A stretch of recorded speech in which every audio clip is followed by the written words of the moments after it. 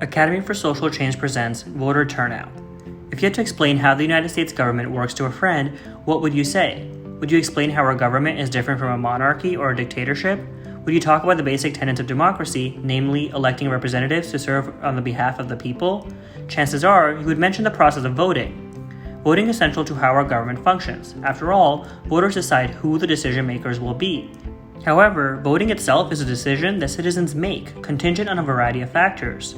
Not every citizen casts their ballot in every election. To talk about who does go to the polls, we use the concept of voter turnout.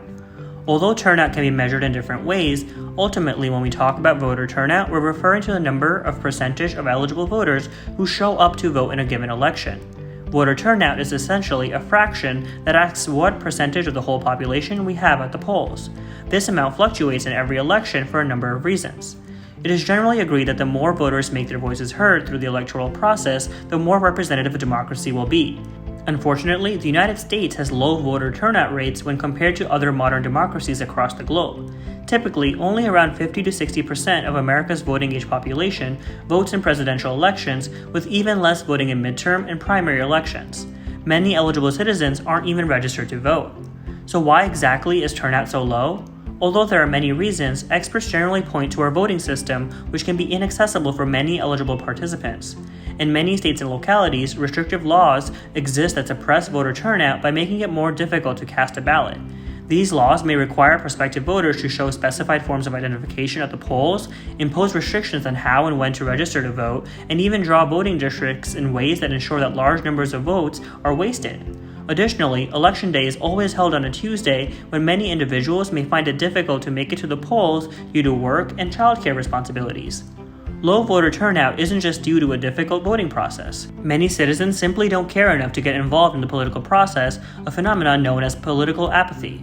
This may result from disillusionment with the two-party system, which can be restrictive for independent voters who don't identify with either Democrat or Republican values. It may also be a product of distrust for our political institutions or a belief that voting doesn't really make a difference.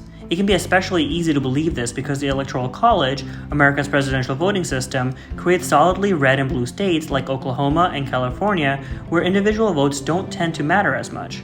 Individual votes instead tend to matter most in swing states like Ohio, Florida, Pennsylvania, and Wisconsin. This can be potentially discouraging for red and blue state voters.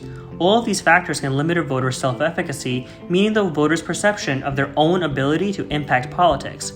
Low self-efficacy results in a lower likelihood of voting and lower voter turnout overall. As you can see, there are a wide variety of reasons why voter turnout fluctuates in the United States. Voting is a decision, and many decide they do not have the time or resources necessary to cast a ballot. If individuals don't know an election is happening or are restricted from participating, the decision is made for them. What's important is making sure that citizens are motivated and able to vote every November. We might consider policies such as making Election Day a national holiday, automatically registering voters when they turn 18, or curbing voter ID laws and early voter restrictions that many states have implemented.